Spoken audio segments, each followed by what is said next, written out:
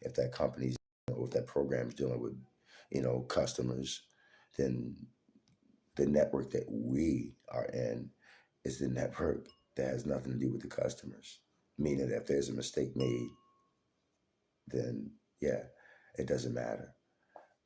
We're not even supposed to be there. In other words, this physical reality, this matter field crystallization of molecules, and the whole trickery of light, um, no different from what we call magic. This whole physical frequency of reality is a frequency above all frequencies that should not exist. It's a damnation. It should not be here. There should be no time. There should be no space. There should be no crystallization of matter. There should be none of that. That's like the test software or the dummy software with inside of the software or program that all the real ones are using. In other words, if there's dimensions or stacks of, let's say, dimensions, for example, we're the one that's off to the side if you want to use dimensions to describe it. Where let's say there's 10 dimensions, for example, we would be the dimension on the side if you want to use dimensions as a way of description. Um, so, in other words, we're the sin, we're the wrong, um, we're the fake, we're the synthetic, we are the trickery of light. That's what the multiverse is. So, with that being said, even from a multiverse standpoint or a spiritual standpoint, um, we're not created in no way, shape, or form to endeavor lonely. If your endeavor is lonely, then you have to start praying. You have to start asking why your endeavor is to be that. It's one thing to want to have self time and take time out for yourself, but we are interactive beings. And if you find yourself not interacting, then that's kind of scary, you know? So I don't recommend that when I say self. I don't recommend lonely when I say self. And I don't recommend lonely being anybody's request. And that's it. That's pretty much what I wanted to say about lonely. I know we talked about some other things, but lonely is a super strong word. And the best way to understand its importance is think about yourself and just one other person being on this physical planet, and you having to make a decision between being here by yourself and losing that one person, even if they're using you for all of your damn resources, or be alone. Which one would you rather? You probably wouldn't even make it 3 years after you lost that person. It's the reason why wives and husbands die right after the other spouse dies. Lonely is, man, it literally can break you down physically. Trust me. You know, I had a chance to practice with a lot of lonely in the beginning part of my life, getting out of, after college and stuff like that.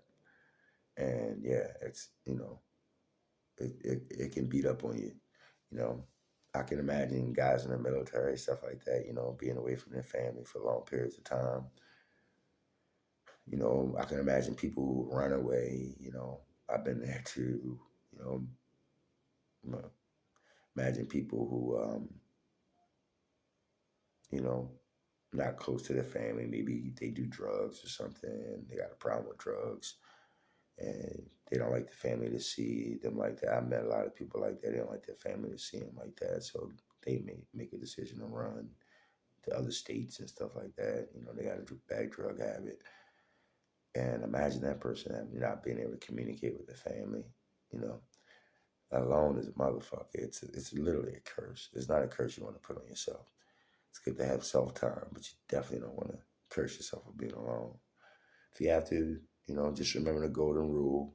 Same golden rule, when it comes down to meeting the opposite sex, and that is just hi. Remember the hi. Hi. Any language, any part of the world, even the most rude, raggediest, trifling individual, even they can accept a hi and say hi back. So, hey, remember, hi. It's what us, martial arts guys teach, high. First they high. You learn anything about, 45, you learn anything about pressure point fighting, you learn anything about shutting the body down, defending yourself, anything having to do with defense and not offense. One of the first things you learn is high, high, high, you know, high. And it's a reason why you learn that. So that's the precursor to everything. It sets a person from running, going back when they're being aggressively attacked to moving forward when they're being aggressively attacked and changing the whole ball game. Most people, when they go attack you, they expect you to defend yourself, like that. Most people not expecting you to step into your defense with offense after they've already committed offense. Most people are not expecting that. That's all that 45 game, 45, 45, 45, high, 45, high, 45. That starts the point of your pressure point, your takedown, shutting the body down, and all that other, Krav Maga, Russian Krav Maga, any of those type of arts. But yeah, high, and it works the same for not being alone. High, and it's sometimes the hardest things to do. But if you can imagine yourself being two selves, one self left out at 6:00 this morning. It said, "I'm pissed from last night, yesterday. I'm not saying shit to nobody. I'm not even looking at nobody's face. Motherfucker say hi to me, I might smack the shit out of him, like Rick James." And then the other person says, "You know what, man, I had a crappy ass day yesterday, but I'm gonna try my best to make eye contact with people today. I'm gonna try my best to nod my head, say hi, and I'm gonna try my best to do that a lot, no matter what happened yesterday. But I can guarantee you that person who elects or decides to say hi, even though they had the shitty day, they could have lost their mom yesterday, but they decided to say hi. I can guarantee you that person's going to have a totally different interpretation of what life is than the person who's letting their emotions get the best of them for whatever reason, and they're choosing not to say hi. So that's another example. Hi helps with lonely. It helps with meeting women too, believe it or not. I've been a salesman all my life. I never had a problem meeting beautiful women, no matter how ugly I look or rough I look. And one of the reasons why is because any guy who's ever met a lot of women or had a lot of women in his life, he can tell you, I swear to God, ask him. If you ever spot a dude and he has a lot of confidence walking up to women and shit and bagging women, and I'm talking, I used to be bad. I used to be filling up shopping bags for a telephone number before we got pagers and stuff. I mean, phones, cell phone, putting stuff on the back. I swear to God, I would never call nobody. I would fill up a whole shopping bag with pictures and phone numbers written on small pieces of paper with stuff written on the back. I would do it just for God, just for attention. I would do it just to prove to another guy, like, yo, watch me, watch this. I bet you I made 10 girls a day. And while we out, I'm literally every girl that I think I'm trying to work to it, trying to holler at. Because I was really into sales, and sales taught me how to take no and change no to yes. And I would get a kick out of it. It was a lot of power in it. It's like, man, this is what lawyers do. This is what lawyers do, man. You can trick around with words, and man, you play with words, and they get totally different meanings or feelings. You're like, God, that's a lot of power. Man, if I would have said this to that girl that way, she would have said, hell to the nizzo. But if I say it this way, she like, hell to the yizzas. And it doesn't matter how I look. It doesn't matter. None of those things. I'd probably be smarter to put some jewelry on and ensure that I got stability taken care of and then say whatever the hell I want to say to her. It's amazing. You understand the psychology of getting people to move. And that's what sales, that's what being a lawyer, that's what things like that do. And back in, when I was younger, I used to take advantage of it. Unfortunately, I met a lot of people, but I never talked to a lot of people. I fill up a shop bag, but I never talked to that one person in that shop bag unless they called me. It was almost amazing, and you don't realize until you get older, like, man, what was I doing? Imagine if I was walking up to these people for business propositions or something. How wealthy would I be instead of walking up to them trying to bag them or something? But yeah, so yeah, lonely. Lonely's a mother. But yeah, high. High can defeat lonely. Any person who knows a lot of people, They they know the power and high. You know, me, I don't say hi to a lot of dudes. You know, there's a lot of fruity dudes out here. And I ain't passing judgment on no fruity dudes. If you're fruity, that's your choice. It ain't mine though. I'm not fruity. But anyway, there's a lot of fruity dudes out here, and I don't, I can't just go around saying hi to every dude. You know what I mean? Looking at me like I'm fruity or something. So some of the dudes I might, something like that or whatever. All that hi to another dude, every dude hi. That's some, weirdo stuff. You, somebody be like, let's rob his ass. That nigga like Bill on the Enzyme commercial at 12 o'clock in the morning. What is he fucking so happy for? My day yesterday was a shitty. Let's go rob his ass. Like, I'm from that side too. I know what flashing and happy do. Around a bunch of goons and you all happy.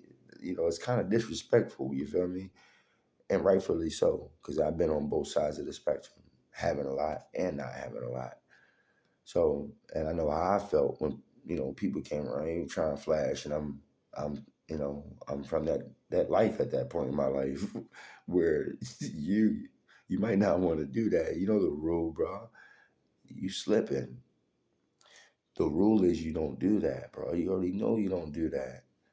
You do that around the wrong person, you gotta come get that. We ain't got no choice. You slipping. So yeah, I don't do that. I'm not gonna do that. If I had the lottery, I wouldn't do that. I'd be the same nappy head person I am now. I might spend a little bit more money on myself, but for the most part, I'm the same person. I've had money in my life. I've been the same person. I've had money in my life earlier in my life, and I was just a dickhead, and I hated what money did to me, and I hated money for a while. Still hate money. But I understand the importance of money and it being a tool, and so I'm mastering money now. Let's just say I don't stress for money. I don't work hard for money. I grow money and I try to master it, make it work for me and things like that. So, but yeah, lonely. Don't want to be lonely. Trust me. I've been lonely before. I've been in settings where I'm in the military. I've been in settings where I'm in survival mode. In some of these settings I've done on purpose to myself, to practice for survival. I think before I die, a lot of us are going to be in survival situations. All it takes for a bomb to drop or a volcano to pop, and we're all in survival mode. We're not civilized anymore. We're right back to fucking caveman days, trying to make our own fire for food tonight and trying to keep warm without, a grid. So I think we'll see that, unfortunately. So I think we all should have practice. Like I have a bunch of stuff in my truck, all survival stuff, water filtration, tents. I got like 5, 6 tents, ham radios, and walkie-talkies, you name it, weapons. I drive all my fucking weapons in my car like with bad tags. I'm having trouble getting my license right, man. License expired. I have bad tags. I fucking drive around with my weapons and everything. So I'm big on survival, big on, preparation too. Um, Big on understanding, certain critical situations and how to survive and create energy and things like that, how to eat and properly eat and what to eat, what not to eat. If it was a crisis, we had to take it to the mountains, I could say I'm okay with survival. I'm never too much practice, but I'm okay. Um, but yeah, alone, especially in a crisis situation, alone is definitely not something you want. There's a lot of strength in numbers, especially if you have people who have, some powerful credentials, some critical credentials. Having them as a part of your team to know things that you simply don't know could be the difference between life and death. So, yeah, I know it took a long time, y'all, but be very careful when you're asking for a loan. There's more positive words that you can ask for when you're fed up, with people or fed up with your surroundings. A lot of times, instead of being alone, you should just request to change your environment. A lot of times we get so distracted we forget how important it is to change our environment, even if it's for an hour, 2 hours, 3, 4, 5 hours, week, month, year. You know, sometimes changing your environment can literally set a whole new glow or aura off on you, or however you want to call it. You know, it could literally give you a whole new glow, a whole new vibe. So sometimes you just gotta do what you gotta do. But before you request something negative, just beware that it's real when we say these negative words because we're bringing them into action, and even more realer, we're actually committing the action. You know, bringing them into this place with words is one thing, but I guarantee you, before you know it, you'll be playing out those words you're saying, because that's what humans do. We think things, we say things, and the next thing you know, we're doing things without realizing. That's what manifestation is. And we always manifestating negative things, but sometimes we just need to stop, apologize, catch ourselves, and start trying to manifest more positive things so that we can change the whole end result overall, collectively. All right. Love. See ya.